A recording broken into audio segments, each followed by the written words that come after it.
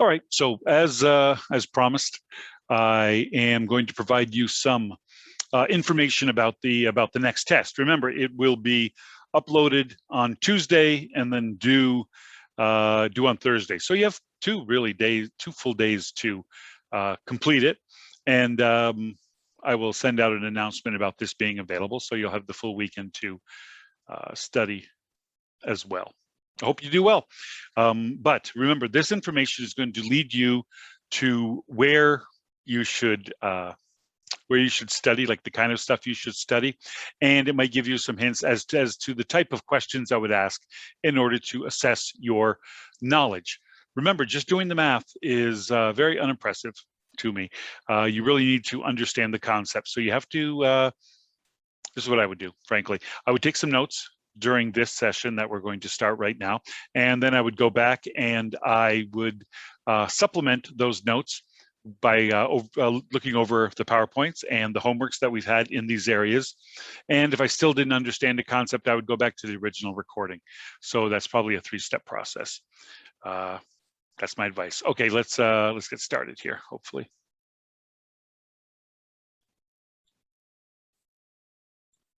There we go. So the first thing we really covered in detail was the idea of forecasting. And when we're talking about forecasting, it really is, remember, looking at the past in order to predict the future. And we're tracking all sorts of things. Under the forecasting PowerPoint, it talked about the sorts of things that we might actually forecast. Most of it has to do with what is my volume of business, and less so, but at what price am I charging for that business. But forecasting is typically about volume of business, number of covers in a restaurant, number of rooms sold, number of seats at an attraction, those sorts of things. It can be extrapolated into any business, really. How busy am I going to be during any time period? And then once I know how busy I'm going to be, that means how many units I'm going to sell or whatever it might be. Then I simply need to multiply the number of units I'm going to sell by the average, right? It could be check average if I'm going to be forecasting revenue in a restaurant. I just need to know how many customers I have. I can multiply that by our check average. That tells me restaurant revenue, right? Because revenue is simply price times volume. In a hotel, it's how many rooms I'm likely to sell multiplied by my ADR, my average daily rate. That'd give me my rooms revenue.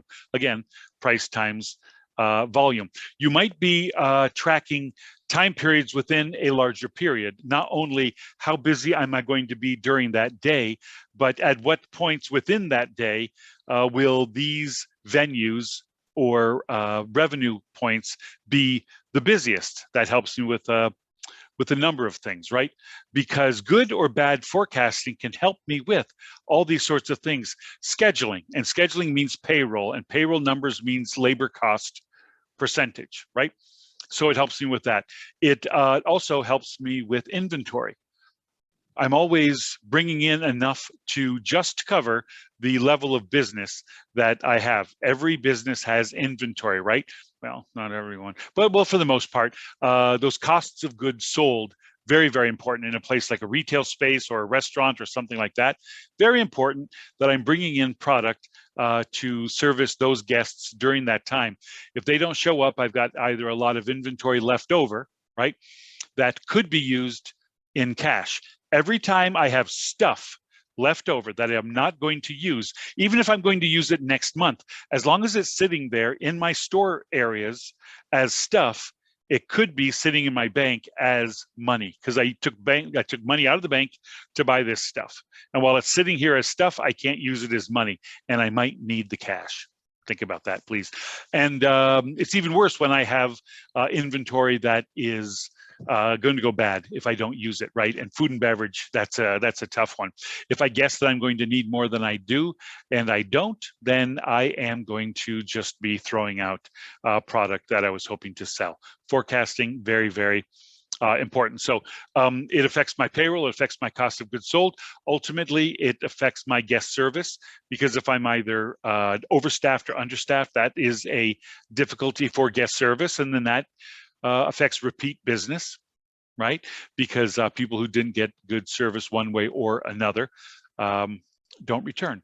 So any number of things can be affected by bad forecasting. My labor cost percentage, my food cost percentage, my guest satisfaction numbers, all those sorts of things get covered by bad forecasting.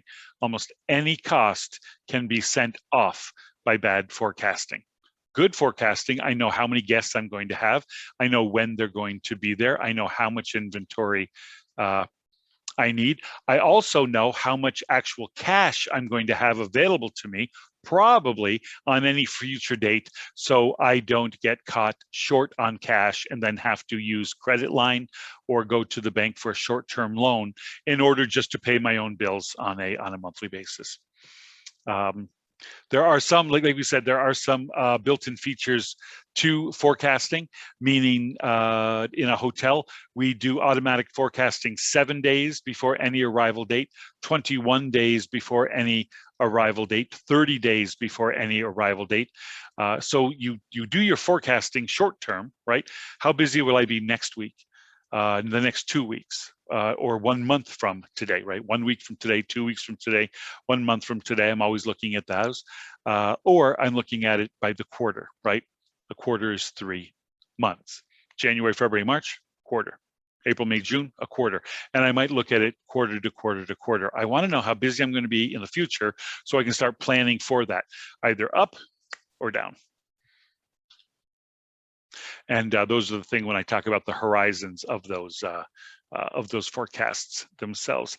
And when I said the idea of specificity helps, I really was talking about the idea when we are looking at it, not only how busy am I during that week, but which days are busiest. And within that, even more so, which hours within those days is busiest. And when I take a look at a market mix, you know, the menu engineering, remember when we talked about the menu mix or the popularity of each item, that's forecasting, right? If I can predict how popular each menu item is going to be, then I can buy the perfect amount of ingredients for all of those.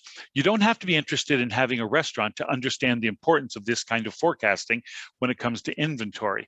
Every business brings it down right that way, right? How busy am I going to be during that week, each day, time of day, each department, and what items within that department are going to be most popular. If I can forecast that way, I can have enough people, enough staff, enough inventory, and understand how much revenue I'm going to bring in overall. Remember, we talked about the idea of weighted versus non-weighted.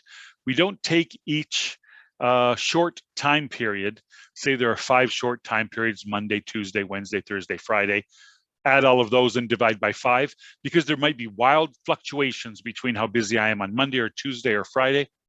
What I would do is take Monday plus Tuesday plus Wednesday plus Thursday plus Friday, right, and do it that way. The entire volume as opposed to the time periods themselves. It's all explained in the PowerPoint. Just go back and review that PowerPoint. So what I'm telling you now isn't enough. This is just telling you what to review. I hope you understand that. Think about the KPIs, the key performance indicators that are used to measure these forecasts, right? To predict the future when we're doing forecasting. Typically, we are looking at ADR, average daily rate, check average. We're looking at occupancy percentage. We're looking at RevPAR.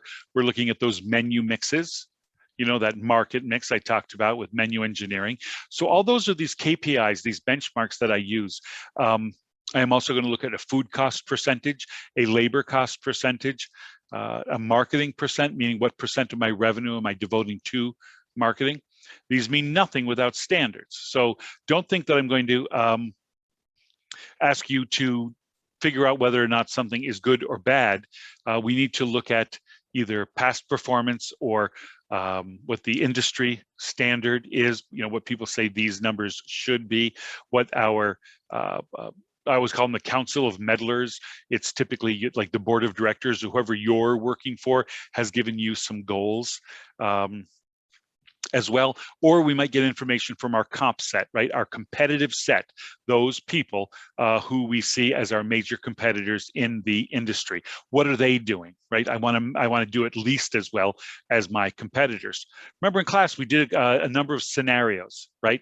And the scenarios basically said, do we offer these discounts during these time periods or not?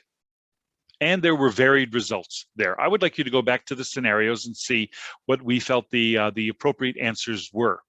It's not about how much, like if we're talking about discounted prices, it's not whether or not you want a discounted price. It doesn't matter, right? You're not the guest in this case. You are the business owner. And the idea behind the scenarios are which answer, which scenario implementation is going to provide you with the highest amount of revenue ultimately. So when I do give you scenarios, and go back to those scenarios before, look at the recording and see how we discussed them if you didn't take notes, and know that it has nothing to do with a guess. It is based on, well, it is a guess, an educated guess, though a hypothesis. Well, you get the idea. Go back to the scenarios, right? The idea is to get the highest revenue possible. Which opportunity is going to do that? And basically, do I offer these discounts during this time period or not? We ended up talking about a lot of that in yield management, also known as revenue management. History is needed. We can't simply do this without some sort of history. Sometimes we have to sort of make up history, and by make up history, meaning buy history. When I say I need to buy history, I mean I need to see what other companies just like us did in the years past. Say that we have only been open for 2 years, I might be able to see what other companies like us did during their first couple of years. So I can buy information. A lot of times as part of, if I'm a franchise company, it's provided to me. A lot of times my board of directors has access to information. They will give you goals or standards. So there are those to look at as well.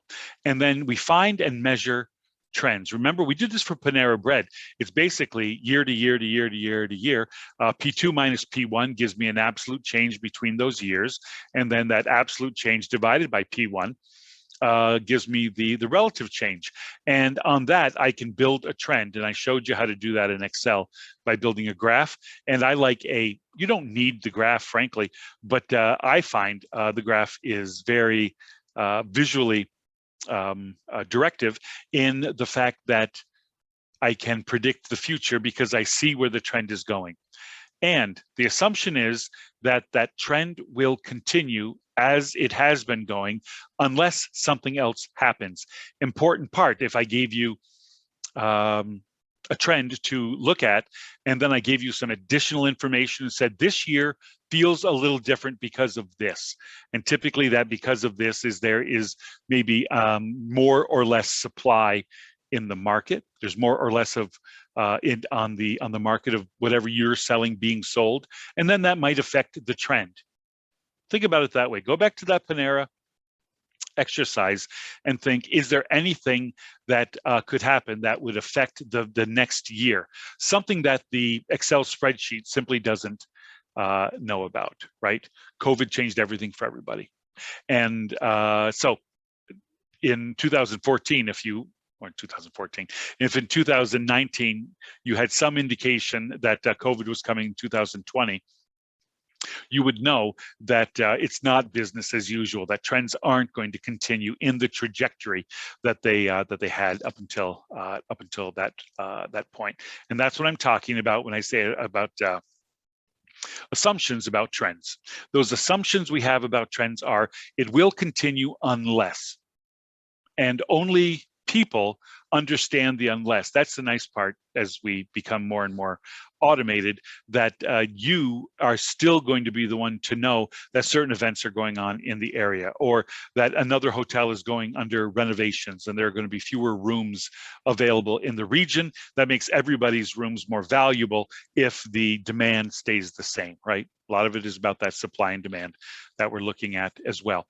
We must measure how close or far we are with our variances.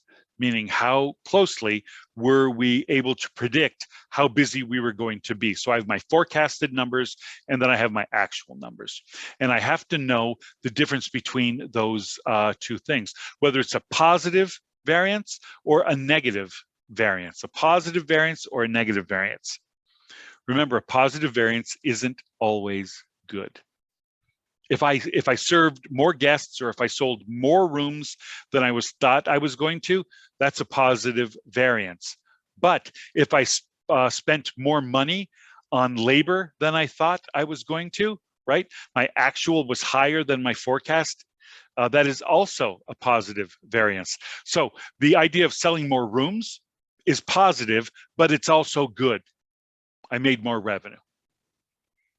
In the labor area, if I spent more on labor, meaning I had more payroll than I thought I was going to, and it overreached my increase in revenue, then that is also positive, but it's bad, right? So when we're talking about positive, it just means that the outcome was more than the forecasted number. Same thing with negative, right?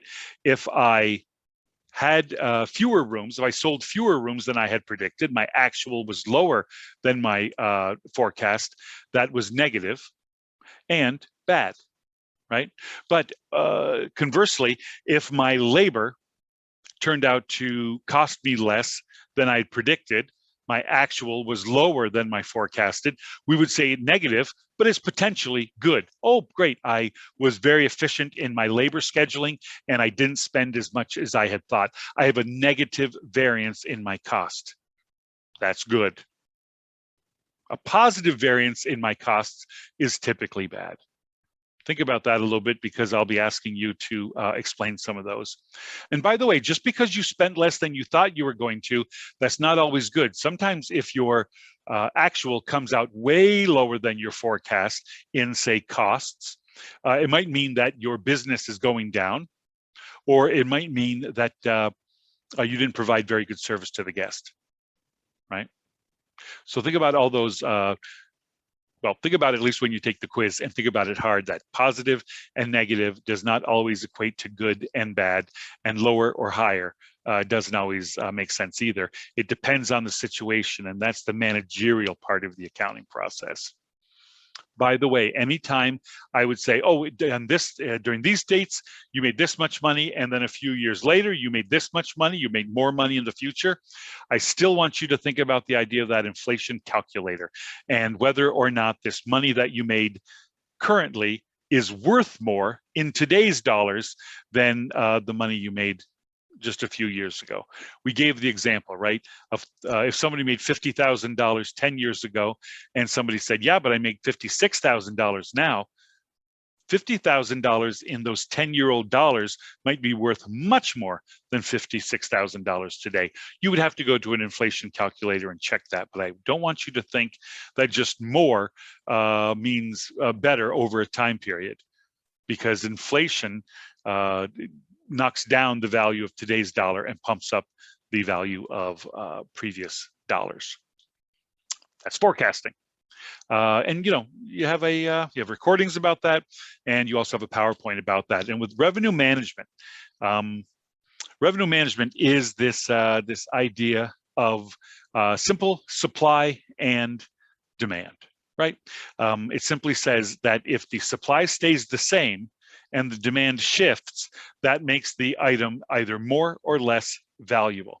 If there are, I'm going to use, I don't know, I'm looking around my desk, bottles of water. If there are the same number of bottles of water, and yet lots of people want bottles of water suddenly, it's very hot out, suddenly bottles of water become very, very valuable, right? But if it's raining very, very hard, and I've got that same number of bottles of water, well, the demand is going to be very low. Suddenly, those exact same bottles of water aren't worth as much. I'm going to take a quick break right now. You won't know. It's just the camera will go off and it'll come back on, and we'll continue with this just a little bit. All right, I'm back. So seconds ago, we talked about the simple idea of supply and demand. So here's the thing with, there we go, with revenue management. It is creating a base price, right? We call it a rack rate in hotels, but it's a base price no matter what it is that you're selling. And then creating discounts based on that base price, right? We'll start here, but then if you belong to this certain group, or if it's this certain time of year, or if you buy this on the internet as opposed to somewhere else, or whatever it might be, we discount it. Senior citizen, AAA, honeymooner special, whatever it is, these are discounts from our rack rate. The way we create our rack rate, there are several ways. I went over them, and there is a methodology PowerPoint about them. Just take a look at that and be able to explain the different ones and what they mean, and give me an example of them as well. We also quickly talked about spider and aggregate sites, and kayak is a classic one. Remember, often in and we'll talk about it from the standpoint of lodging, hotels, but many companies do this, that they sell their own product, but then they have these, in the case of hotels, it's an OTA, or an online travel agent, sells their product for them as well. Difficulty there is if a third party sells your product for you, you have to sell it to them at a lower price so they can sort of, bring the price back up and sell it to the guest. After all, they're the middleman. They need to make a profit on this also. But it means that you are really selling a, for instance, $200 room at $160. The guest sees it as a $200 room, but you, as the company, only received $160 for it. Consider how aggregate sites work, or these OTAs work, and whether or not they are a good or a bad idea for your company. Here's the hint. They're only a good idea if you can sell a much larger volume if you reduce the price. Remember the idea of RevPAR. Price times volume, right? If my volume goes up enough, then I can afford to lower the price and still come up with a good, decent, respectable RevPAR, right? Think about RevPAR. What else do I have to say about that? I felt like there was one more thing. I'll get to it. And then just know the formulas. They're very easy. You'll have them written down for you. The ones I want you to know are average daily rate, ADR, occupancy percentage, RevPAR, yield percent, and net ADR yield. Know that you need to understand what each of them means as well. If you don't, listen to the recording, or you can just ask me and I'll explain to you real quick.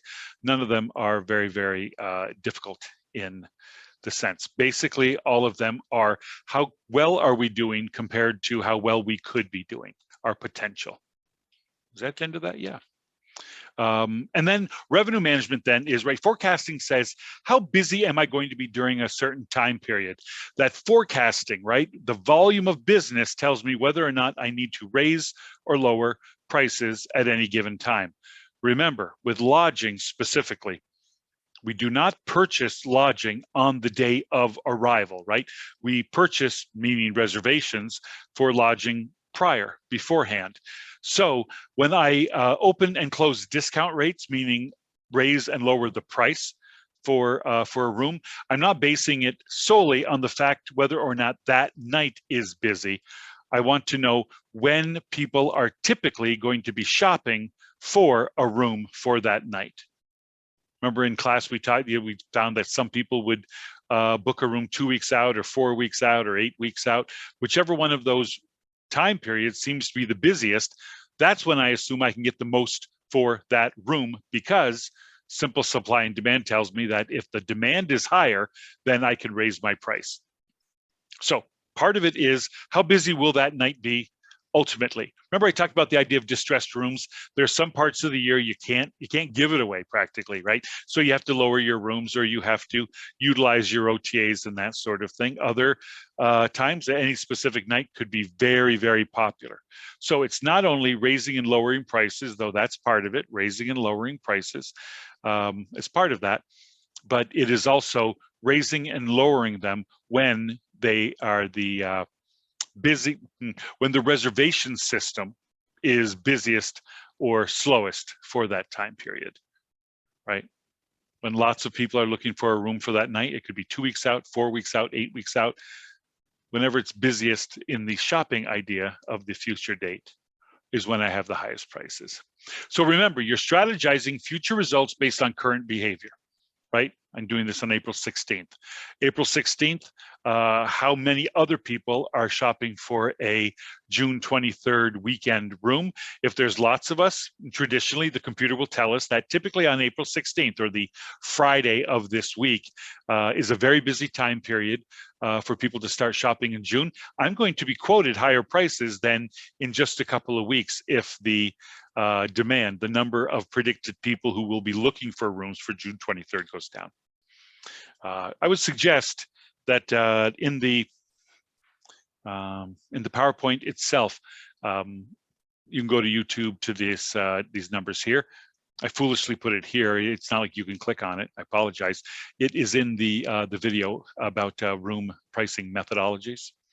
And see what Sarah does, her basic, better, and best methods. It might be a good way for you to be reminded to do it.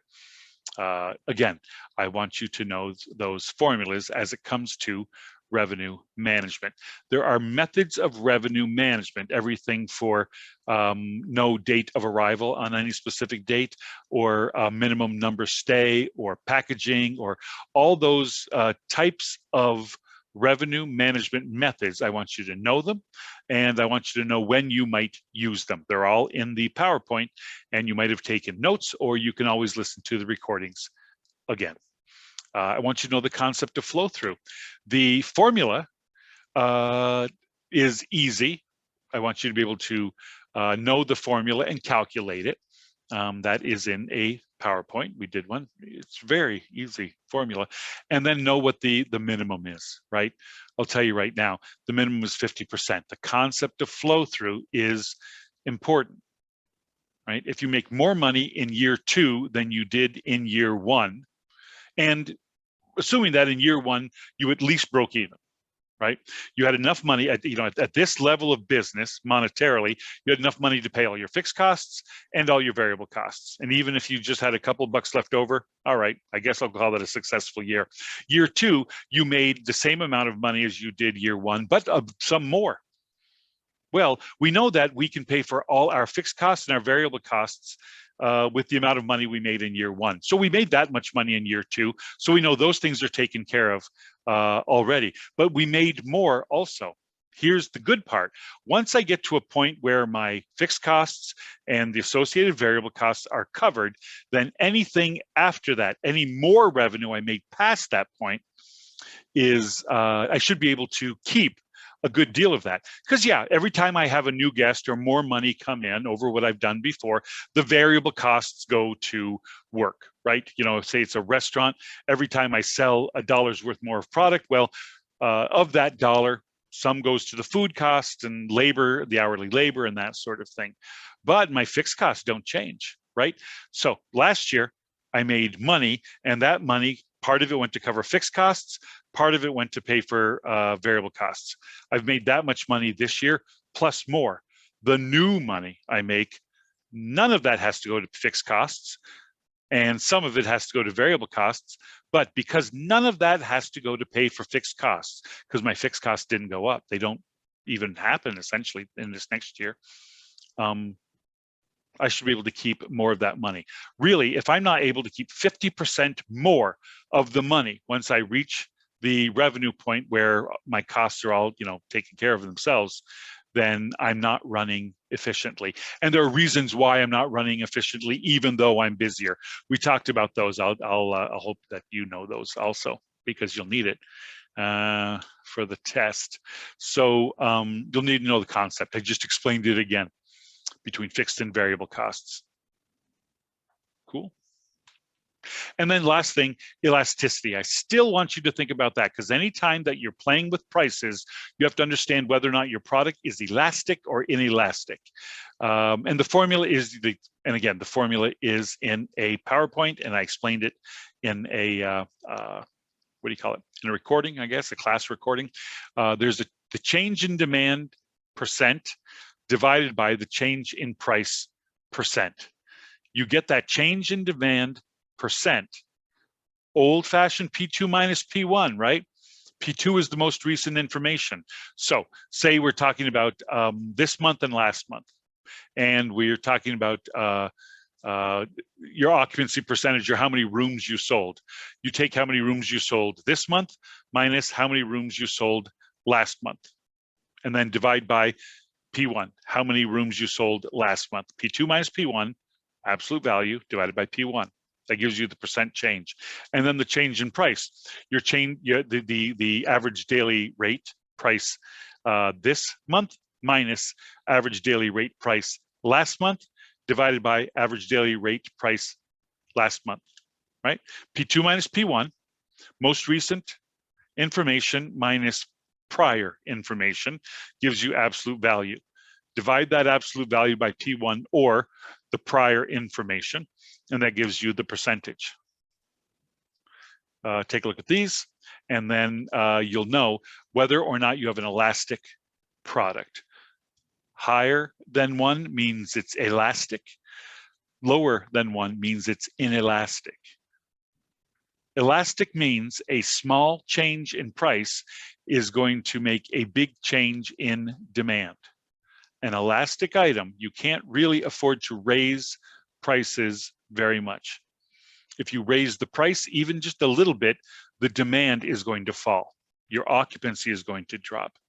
However, if you have an elastic item, right? If you have an elastic item, you can lower the price a little bit and your demand will go up quite high. So an elastic item is great to know about if you are willing to lower your price, because that means lower the price a little bit, demand goes way up. But it also means if I raise the price even a little bit, my demand will drop quite a bit. Inelastic is just the opposite. Inelastic means, gosh, I could probably raise the price quite a bit and the occupancy isn't going to change. If I can find that I have an inelastic room rate, I'm very happy, right? Because I can raise the price in depending on how elastic or inelastic it is, meaning how far above 1 or below 1 it is. And if I have something that's quite inelastic, it simply means I can raise the price quite a bit and my demand or my occupancy won't drop very much. People will still pay the price for the room. Conversely, I could lower my price quite a bit and it's not going to raise the demand very much overall. So you have to know whether you have an elastic or an elastic or inelastic item. Sound good? Look, that's the test. It's mostly conceptual this time. There's some formula there. You'd still need to look at a couple of income statements, I guess. But that's it. Here's the thing. You have to use the information that I've provided you. I know it is tempting just to Google everything and then think that you can copy and paste it. Look, please don't do that to me. I don't want to give you a 0, but I will. That's all there is to it. Please don't make me. Muscle through it. Also, write full sentences and full answers. If you do that, I am more able to give you full credit.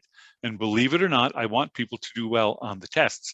But if some people are using full sentences and explaining things properly, that's the A, right? And so you might think, oh, I did enough. And that is true. Not only are you competing against the answer, but you're competing against the real way to do something. In this case, it's to write a full sentence. And if you don't, you can't get 100% on it.